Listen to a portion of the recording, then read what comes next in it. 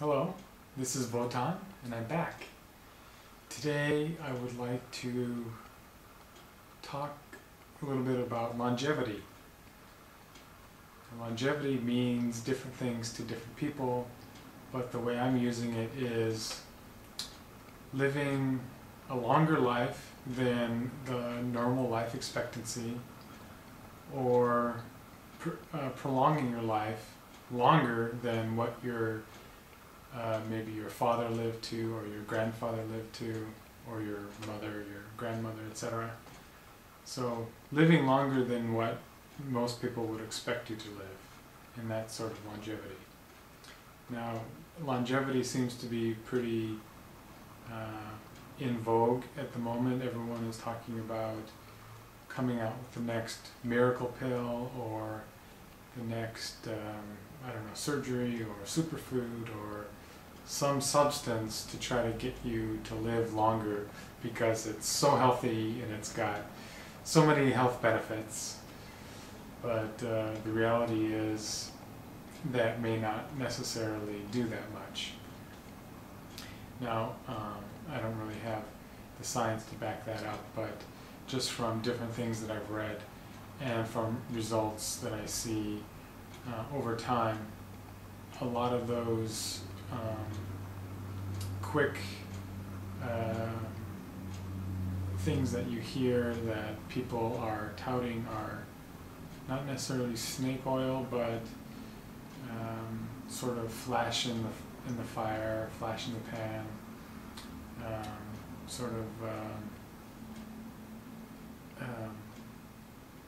stuff that kind of fly by the night. You see it, and maybe it's kind of a fad. You see it around for maybe 5 years, maybe 10 years, and there's some residual prolonging afterwards, but people see that, it really didn't have any effect. So I'm sort of wary of some things that suddenly crop up and tend to take everyone by storm, because a lot of that stuff is just temporary. But I believe that there are certain ways to live a longer life. And if you talk to a lot of centenarians, people that live to 100 or over, often a lot of them have bad habits, but usually they'll say, they'll talk about food. Usually they'll say, I've eaten pretty healthily, or I've smoked, or whatever. I've had bacon and eggs, or whatever it may be. So food necessarily may not be the component, although I believe it is a strong factor in how healthy you are during these years, because medical science has gotten to the point where they can replace your body organs, they can prolong your life artificially, but the question that comes up is life really worth prolonging if it's nothing but suffering? And that's probably to be answered on an individual basis. But in my view, I think unless you are on a special mission, like from God, or you're doing something special in the world, unless that's occurring, if you're just kind of subsisting and living day to day in misery and pain, and old age is, as they say, definitely miserable, is it worth prolonging your life over? I would say perhaps not.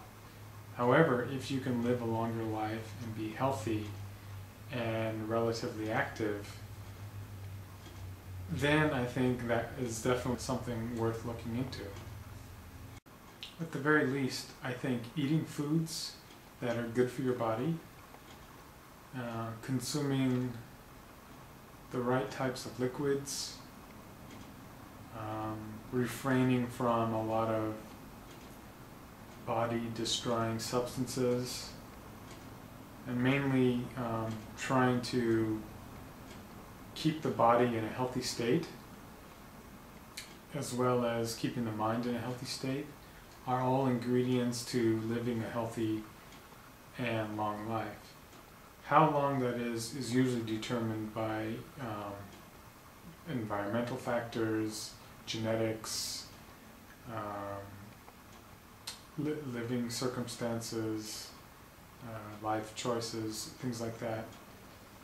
But I think there are some other ways that you can have longevity that perhaps have proven results. For example, in this book, The Einstein Factor by Win Wenger, he describes some results of mice that were put under extreme stimulation. They were given wheels to go on and obstacle courses, and the mice were given all sorts of stuff to stimulate their brains.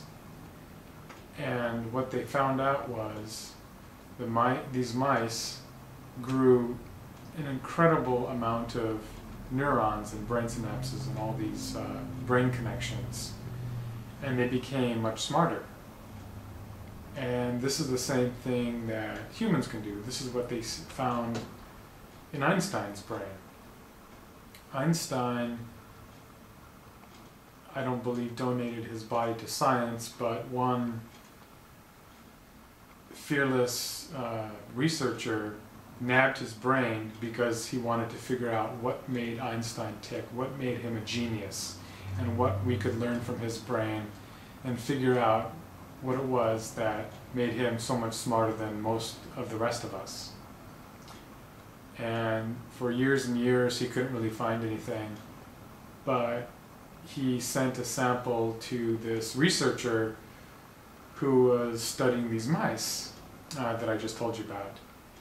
And she already hypothesized that the same thing that was happening to the mice probably happened to Einstein. And sure enough, when she checked out his brain underneath her microscope, she found that he had built up an inordinate amount of glial cells, I believe they're called. And these cells are only apparent in hyper-stimulated brains. And so the mice that were getting hyper-stimulated produced these glial cells. And so Einstein must have been doing some hyper-stimulation exercises or something to cause his brain to produce all these glial cells. And so I guess the conclusion is there are ways in order to make your brain not only smarter, but faster and potentially being able to use more of its capacity. And I believe that will lead to not only better health and stronger mind, probably avoiding Alzheimer's disease and dementia and other diseases of the brain, but also potentially could lead to longevity because the brain is so healthy and so active. It will decay at a much slower rate. Another thing that I heard about, I believe I saw it in a documentary, perhaps Forks Over Knives or maybe a different one, was that eating small amounts of food, I'm not sure if it's small amounts of food or lower calories, but anyway, not eating a lot of food, at least they've demonstrated this in mice, caused the mice to live much longer. I'm not sure how dramatic it was, but it may have been twice as long. But it seems as though maybe the food that is busy being digested does not have, it uses up the energy, and the energy of your body no longer has the energy to maintain the body and keep it from aging. The body is busy digesting the food, and when it's constantly doing that, it cannot regenerate itself. And by eating less, the body has less work to do, and then once that little bit of food is digested, and assuming you don't eat again for a while because you're not eating a lot of food, the body can then go on to other maintenance tasks like regeneration and cleaning itself out and that kind of thing. And that could be the reason why a lot of ancient traditions have advocated fasting. Like the Christian religion does certain types of fasting. I think probably the Muslim religion. I know some, I think Ayurvedic Indian practices do that as well. There's a lot of traditions that do that, and I believe they knew something about the body that our Western science-based minds have sort of forgotten, and that is a constant influx of food into the body is not healthy. It's good to give the body a break so it can regenerate itself. By giving it a break, you can maintain a healthier, longer lasting body. And the key is to not eat as much. Eat smaller portions. And it's not clear if it's the number of calories that's important or if it's the amount of food. But in any way, eating less food seems to be the key in that regards. Now, this other book that I read for different reasons, but it ended up being quite fascinating, is this book called Babaji by Marshall Govindan. And it is sort of a book about this great Indian sage's life, and also some of his predecessors and successors. And I just found it fascinating. There are some parts after the middle that it starts to become a little bit dry, but I was rewarded by staying with it because at the end it talks a little bit more about some of their practices. And these are people who have devoted their lives, dedicated their lives to mastering their bodies, mastering their minds. These are yogis in the true sense of the word. They have been able to develop certain powers of the mind, and Babaji, in the character of this book, supposedly has also found a way to gain immortality. Now, I don't know if I believe that, but it's interesting to read about that, and I do believe that by anybody who does something for a long period of time really gets good at it. And these people spent all their time focusing on themselves, on their bodies, and on their minds. And so they can perceive it at a very much minute level than most of us that are just concerned with the surface reality of the body. These people have gone much deeper and are much more in tune with their bodies. And so I still have a skepticism, but I give credence to certain things that they may say about the body because they have experienced it, and they have these ancient traditions to rely on, and it may be a little hokey pokey, but one thing that really caught my eye was about breathing. And most people know breathing is important because without it we die, but we also know it's really good to relax the body, relax the mind. Almost any relaxation technique, meditation technique, or anything else that you hear not only in the metaphysical realm, but also in just typical even New Age, or even now medical science is starting to know that taking breaths will calm the body down and will calm the mind. And they've done that with like brainwave monitoring. Like by breathing deeply and calmly, you can lower your brain waves. And so we've always known that, but one very crucial thing that I didn't know that I read in the book was the number of breaths that we take is almost directly related to how long we live. And so in other words, the more we breathe, the shorter our life. The less we breathe, the longer our life. And that's sort of the case in a nutshell. It's not as simple as that. You can't just stop breathing because you'll die. The book doesn't go into how to do it, but the premise is the average human breathes, I don't know what it is, maybe 20 times a minute, something like that. And that comes out to about 120 years. So if you were to breathe maybe double that, much faster, 40 times a minute, your life expectancy would be maybe much lower.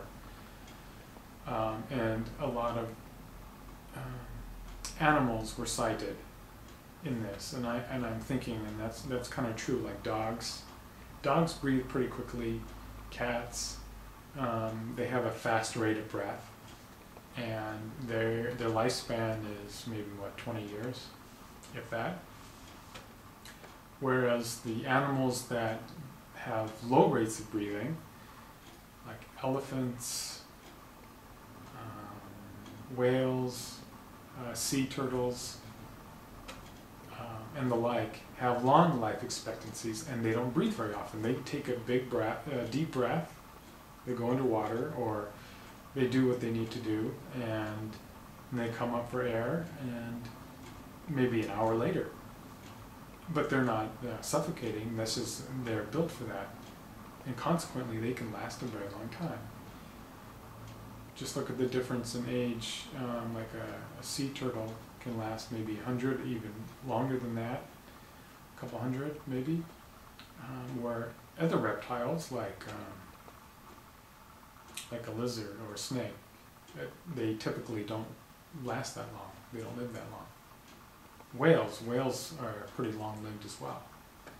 And so that's just sort of an example that's given in the animal kingdom to demonstrate that it's true. But through meditation and through breathing exercises, I think they call them pranayama, there's a way to train your body to have to breathe less. So instead of breathing at the normal rate, let's say 15 breaths a minute, then you can start lowering that much lower to like maybe 10, and then 8, and then maybe 4. And theoretically, this is theoretical now, if you continue to have a low rate of breathing, you could potentially live much longer, potentially double your lifespan. Now this is your potential lifespan. There are other factors as well. In the book they talk about living a vegetarian diet, making sure love, and they have other yogic practices or whatever. But I think the general premise is breathing, just like anything, in breath there's oxygen, and when you let's say, cut open an avocado, or slice into a banana, or an apple, you will see it start turning brown relatively soon. And that is the oxidation process taking place. There's a chemical reaction, and you can see the effect in the brown forming on the item of food. In our bodies, you don't really see it because it's inside, but oxidation takes place in us too, and that's part of the reason why we decay and we get old and die as well. Now, if you were to slow down your breathing and have less breaths per minute, then you would also have less oxidation would be taking place. That's one of the theories. But another theory which I haven't quite wrapped my mind around yet is that there's energy stored up in the body or in the brain, I'm not sure, called prana. This is energy, I'm not sure where it comes from, but this prana is used up each time you breathe. And prana is the thing that gives us our life. It's our life force, I guess. And so once this life force is dissipated, we die. And so because it's used up each time we breathe, by breathing less, we are using up less prana. And hence, we will be able to live longer because our prana will last longer. It's interesting. I don't know that much about it. It'd be worth checking into. But, so yeah. So what we have so far is to have longevity rather than just focusing on what you eat and your lifestyle. If you can lower your rate of breathing, and if you can eat less food, just generally try not to eat as much, and also try to stimulate your mind, stimulate your brain as much as you can to try to grow it.